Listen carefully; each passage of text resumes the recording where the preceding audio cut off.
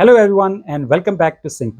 Today I'm excited to bring unboxing and review of Protectli V1610, a compact fanless mini PC designed for firewall and router applications, along with other open source networking solutions. But before we get started, I want to give a huge shout out to Protectli for sending this review unit along with the amazing goodies, a coffee mug, and then the bottle, and finally some pens. All right, now let's dive into the main event, the Vault V1610. Let's take a closer look inside the box. As you'd expect, everything is well packed. On the top, we have quick start guide that will help you running.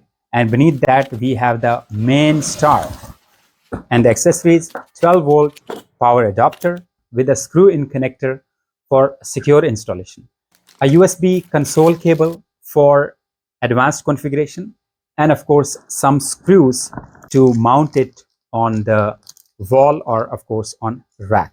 My first impression, this is a solid, well-built device. So the Vault V1610 is completely fanless, meaning it has no moving parts. Now let us take a closer look at the hardware. You can see here we have the power button, and with that there is a reset button as well. So 4 USB 3.0 ports are also here. HDMI port is of course helpful for the display output, and the SIM slot is also available. On the back you can see 6 Intel 2.4 gigabits Ethernet ports, perfect for high-speed networking. A serial console USB 3.0 that is perfect for the network management. But of course, you must be concerned what is inside the box. So outside box you have already seen. So what is inside?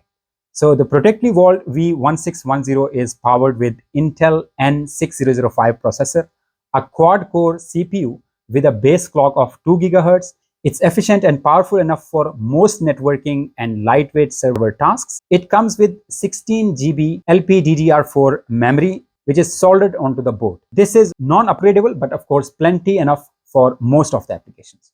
For storage, it features 32 GB onboard eMMC, and there is a M2 NVMe slot for additional storage. Plus, there is an extra M2 slot for optional Wi-Fi or LTE module, which is a nice touch for the customization. I have 2 TB of the storage, and I'll show you why I have added that. Setting up the Vault, simply connect the power, Ethernet and other peripherals, and you are good to go.